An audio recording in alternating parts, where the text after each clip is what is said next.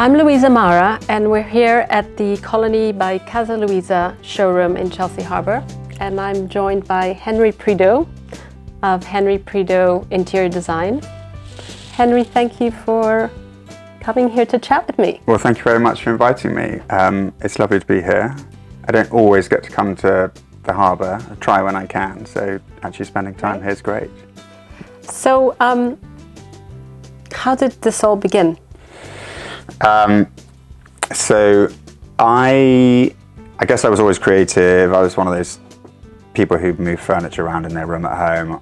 I remember drawing pictures of Guns N' Roses characters on my bedroom walls when I was probably 16, I guess. I went to art college after school and then did a sort of normal degree because you're kind of meant to, or I thought you were meant to, but I didn't study too much. And I was fortunate enough to get a job with Nicky Haslam in his business called NH Design. Had a really lovely office with some great, great people who are still friends now. Actually, have been in the industry for a long time. There were a lot of us there who have all gone on to great things. And I spent 5 years working with Nicky, and then I went to work at Harrods, who did interior design for some. Did you set that up, or you? No, I didn't set it up. Because it was a friend of mine set it up. Okay, but it was in quite embryonic stage. Yeah, there was a department there that did soft furnishings for anyone who came into the store and needed stuff for their house, and they had a furniture floor as well. Do you remember this four-poster bed with La Pérouse? There was this four-poster bed with one of the Colony fabrics, the one that I showed you, the wool. Oh, okay, yeah. In blue. Right. And I think we were getting calls daily. Wow. Yeah, I mean, it wasn't sales daily, but it was the most unbelievable. That's how I know it kind of, I saw it evolve, because the bed was kind of the first time they would get fabrics in and interest for fabrics and interior design. Well, there was a whole floor for interiors, furniture, essentially. Yes. And anyone who went in and bought a set of sofas or a dining table and chairs, or someone would come in and buy 5 chandeliers, I guess they thought... As one does. Yeah, well, maybe you've got a big house, do you need the rest of it doing? Yeah. So I was brought on as a sort of senior designer to work as part of the design team. A friend of mine was running it. It was great. We did work for some big private clients, and I was working abroad in the Middle East. Had lots of clients in sort of Knightsbridge, Chelsea, that kind of area. And it was good fun, and I learned quite a lot about the sort of business side of interiors, because Harrods as a department store is about, making money and selling product. And then I stayed there for 4 years and then set up on my own in 2012. Yeah. So, dream project. Is there a dream project that you Is there a dream visualize? project? Or you're doing? I don't think there's a particular project per se. I mean, it would be nice to do a little boutique hotel, that kind of thing. But I think it's more dream client, actually, because the project is more enjoyable if you've got a really good client who understands you and what you want to do, and allows you to actually have that creative freedom to do something interesting. Do you find something small, a small space or a big space, more challenging, and why? I mean, small spaces can be hard. I guess it depends on the purpose of that small space. If you're trying to fit quite a lot in, that is tricky. I mean, a good example is I had not a particularly big room that a client wanted to have as a study and a library. So that's sort of 2 rooms in one already, but she wanted it to be like a double height library that you'd have in a university. I'm doing this because it sort of needed to be taller. Did you have the height? No, and we didn't have the height. Okay. So it was a standard 2 meters 30 or 40, maybe a bit more. But it wasn't 5 or 6 meters that you could put this double height library in with this sort of walkway around half height. And I thought, this is crazy, how are we going to do this? But we did manage to do it by coming up with a raised a raised platform that you walked up 2 flights of steps onto a narrow platform, which was balustraded, which then acted as a seat as well. You could sit on top of the balustrade, and then the bookcases with all the books and everything were just the other side of the balustrade. So you could walk up these steps, grab a book, sit on the balustrade and read it. And it gave you this feeling of being elevated, like you would be in one of those classic university libraries that you might see in films or what have you. But it was in a standard height room. So that was an interesting way of a small space kind of becoming a larger space, but multi-purpose as well. It was a showcase, but you very kindly worked with me on one of the spaces I created for Decorex. Yes. And it was in the entrance hall in 2018. That was... And it was a 3-meter diameter circle we were given. And we created these curved walls and lined them with wallpaper and all sorts of trims, and had this fabric actually, exactly, the Marley in grey, which was new at the time. Absolutely, it was. It had just been launched. And they were on two curved benches at either side of this space, and there was a lovely curved console at the back. And it was all based on my time at school. The idea was to talk about where you started. Your interior design journey. And actually I went to boarding school, and we used to decorate our walls with posters and drapes and all sorts. So actually that's really where the journey started. It was a brilliant storytelling. It was really because at the time when we collaborated, you asked for the fabric and that's it. I mean, in terms of what was, so when I first saw it and you told me the story, I thought, brilliant. It was a real, obviously you had limited space, but you told a story incredibly. Thank you. It was to do with good use of space. And, the school itself, the uniform. So the colours were based on the uniform, which was grey, blue, and we had a straw hat that we wore between lessons. So the whole structure had this huge straw hat on top. And all of the painting was on the floor, and the walls was based on motifs from the school, and so this represented the grey trousers. Yes, that was what the grey was. And you used the red trim. We used a red piping on it, which just was a nice way of kind of drawing your attention. But there's red theory or something like that, and I learnt this from Nikki actually way back. We would be doing curtains in a room that had no red in it, but there would be a fine piping on the edge of the curtains, and it just kind of draws your eye further into the room. Oh, so it's for an aesthetic or visual... Yeah, it's just for that bit of impact, but isn't too much. It's not like, complete red So maybe that's everything. why the Marley is such a success? Yeah, because you've got this red cherry. You've got the red cherries. And it's varied, but it's there.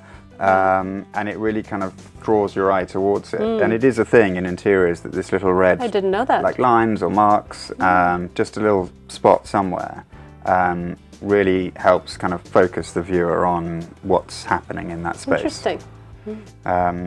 So that was a lovely space that you were involved in. It was a wonderful collaboration. I have to mention Wow House 2023, that fabulous kitchen. I mean, talk about the joinery and the pantry, and what came first? Was it that amazing stone, with the pinks and the greens? Well, for anyone that didn't know, it was this pink and gold kitchen, which was just sort of sparkling, and it was a real kind of party kitchen, I guess. That was the idea. Well, it was and it wasn't. You nailed it, because it was elegant, but then you had that fun element. I think the benefit we had was... But everybody would want that kitchen. Actually, as a kitchen itself, functionality, all of that, it worked. It wasn't just a sort of set. The kitchen was brilliant, but it wasn't a big space. No, so it wasn't a big space, but we managed to fit quite a lot in. Exactly. So we worked with Martin Moore. Yes. It was a sort of great sort of synergy between us.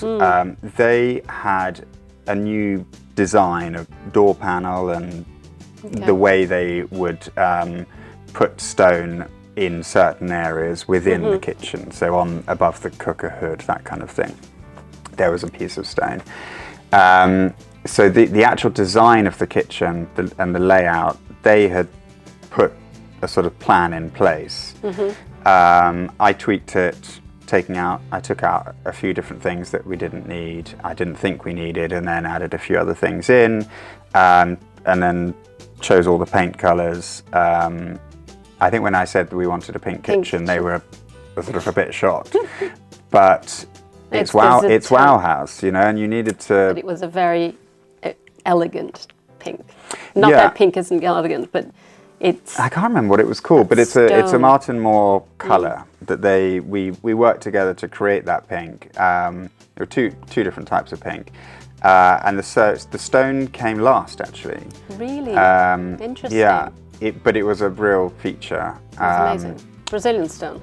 It's Brazilian, and it's a quartzite, and it had this sort of beautiful kind of green veining, which we then book matched above the hob. But we tried to elevate it, gold leaf on the ceiling. Yes, you had some beautiful art. I remember. Yeah, some plaster reliefs above the cooker from Simon Orrell. Yeah, it was just. It was a great space, and we put it together in. I mean, obviously there's a lot of planning, but to put it together in 4 or 5 days, and for it to work properly, it's just insane. Because really. when we were doing the bedroom and your bedroom was beautiful with Natalia. Thank you. Yeah. Thank you. It was a great collaboration with Natalia, and we used 20 shades of green. Was it 20? Yeah. 20. Yeah. Well, I think we stopped counting, but it was close to 20. But yes, every day we'd be like, this is not going to happen.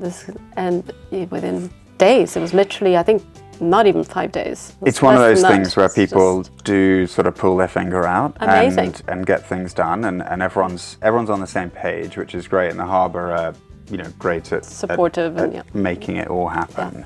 Yeah. But it was a really great collaboration. It was great for us to showcase some original design. Yeah. It was based on that whole thing again of lockdown of kitchen discos. Yes. That was a thing in lockdown when you're at home and needing to have fun. Yeah. That's where the disco ball came in. I mean, I haven't. It's actually at home now in our kitchen. Okay. But I haven't put one in any clients' houses. But it was just for fun, you know, and that was the idea. It was a fun kitchen. It's funny when people actually. It's called Wow House, and when people actually walk around and go, wow. Yes. I know. That's actually what you really want. I know, it's that happens a lot. Yeah. I remember last year it was, God, wow, yeah. It's amazing. I said, yeah. And that kitchen then went to a Martin Moore showroom. Okay. And because they had a space the same size as the space we had here.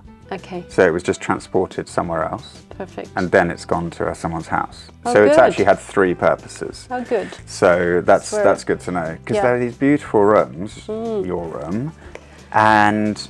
We actually used 90% of even the wall covering. Yeah, the Sagano grass cloth. It came off beautifully, so we've used it for sampling. Yeah, perfect. We've used it, yeah. Even though they're being reused, it's a shame that those individual rooms can't be in as they are in someone's house. Yes. Because some of them are so amazing. Yeah. Describe your house in 3 words. My house. Or your home. My home, yeah. So the home I share with Amy and our son and our dog, we've just redone. The house will have 4 words. So it's calm, pink, white and green. So it's just a lovely space to call home, and it's calm. It's a nice place to come back to when I've been doing all sorts of crazy colours and patterns for clients. It's actually a space where there's limited pattern. The pattern, it's all plain fabrics and textures, and it's quite neutral, which I like. And because I do associate you with color and layering. Yeah. And well, there are layers. Patterns. There are layers. but it's just done in a relatively calm way. And the projects we do for clients, they're meant to be livable because they're for end users with kids and animals or pets rather. They need to work and function properly. So that's kind of, if I were to sort of describe the type of projects we do, they're livable family homes. Yes, they've got colour and pattern and that kind of thing in them, but we do ones that aren't, neutral ones. And we had a lovely client who's wanted lots of grey fabrics, and we've done it in a way that really works.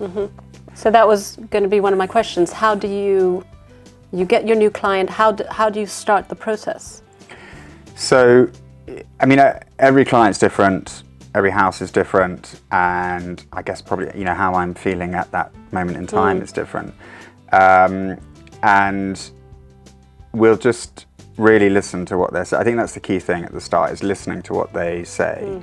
And quite often they don't know what to say, but they might just be suggesting something, or other. They don't know they're doing that, but as a designer you really need to pick up on what they're saying, and then try and interpret that into a look and a feel that you think they might like. The house then itself will determine how something can be designed. If it's a modern flat with lots of glass, that's different to Victorian terraced house or whatever it might be. So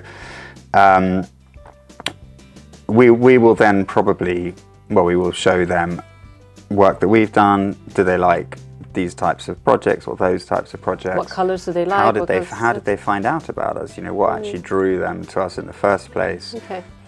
And we'll start by showing them a few images of concepts of green rooms or yellow rooms or blue rooms, or and also at that stage they might even have a few fabrics that have newly come into us that we think, well, that would be perfect for this client. So you kind of do an initial brief and search in the showroom.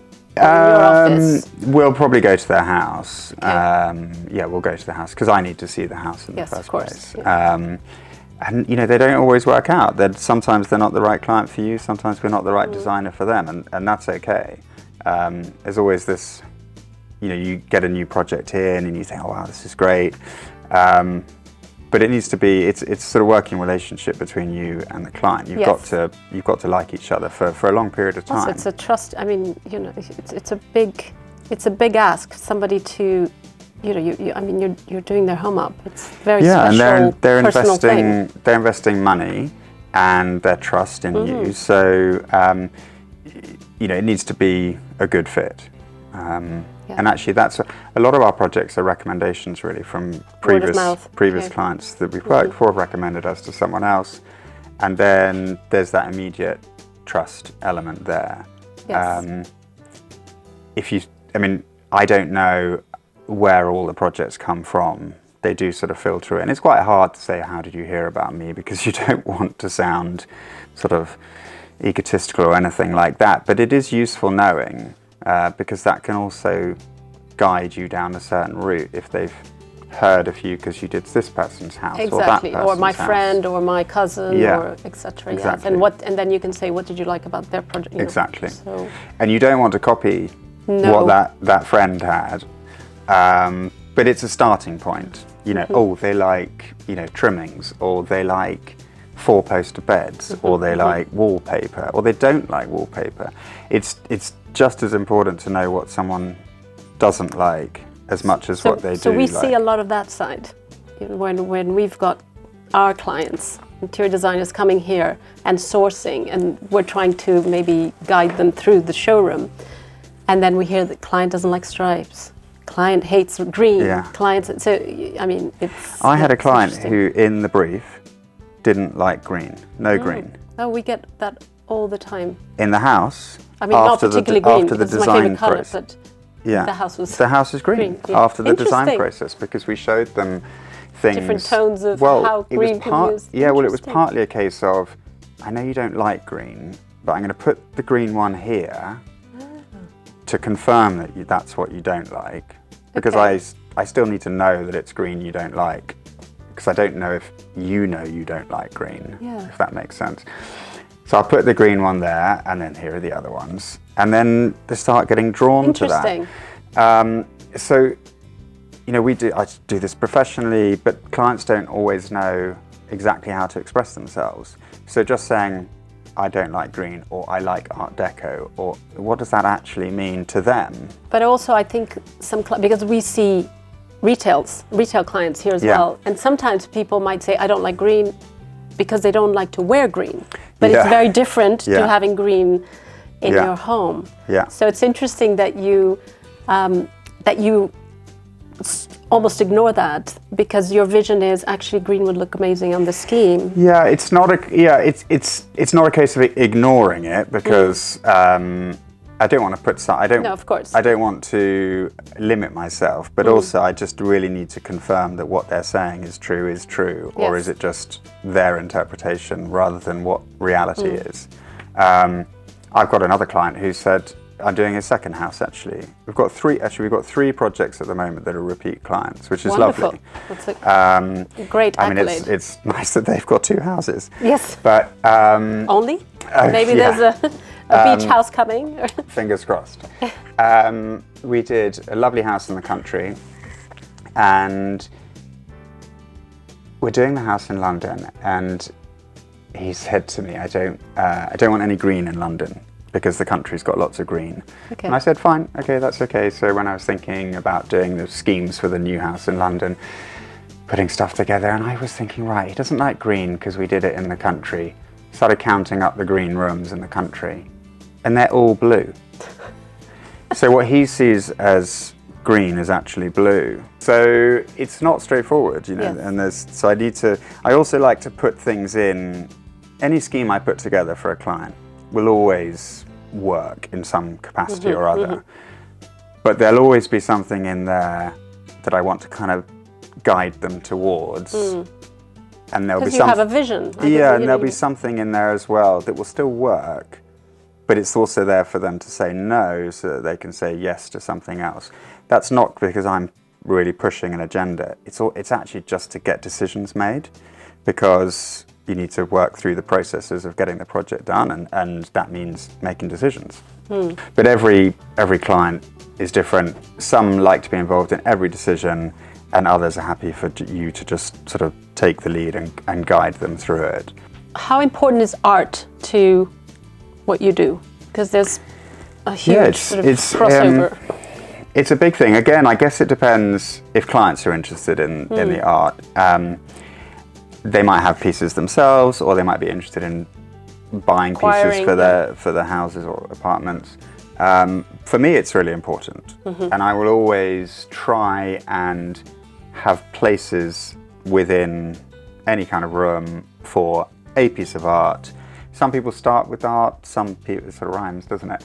Although some people will wait till the end.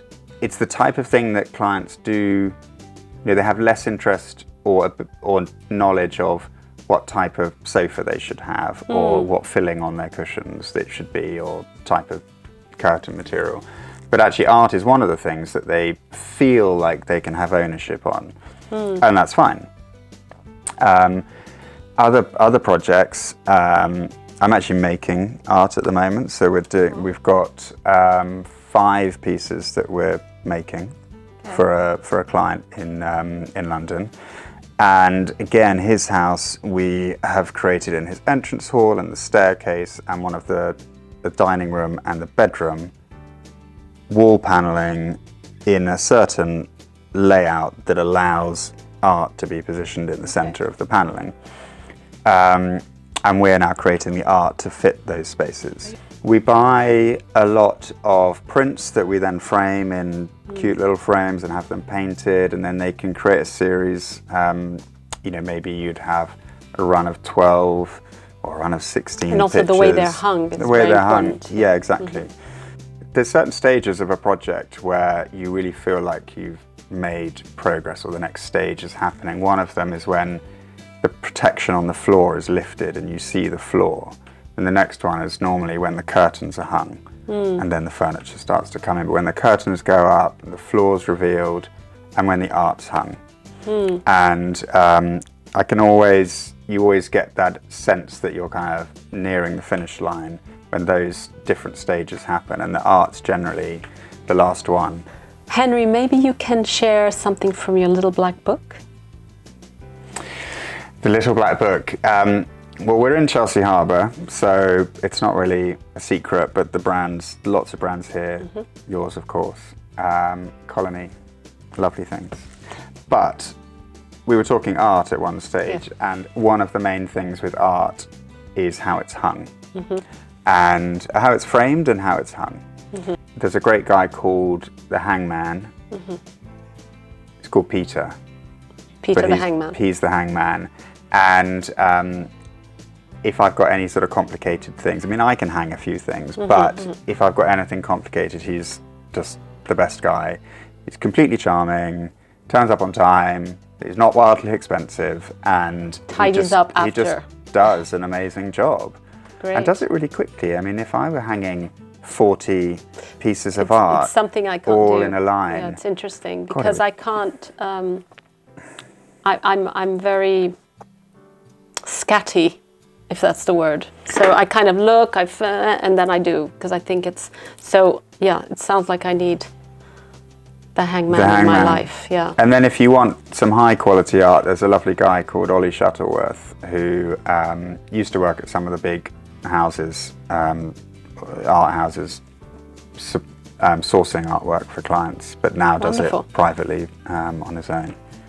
So Henry, thank you very much for coming to chat with me today. It's been a pleasure. I've really enjoyed it. Thank you so much. So have I. And, sitting on one of my favourites. I know. So you're matching and looking very, very good on it. Good. Thank you very much. Thank you.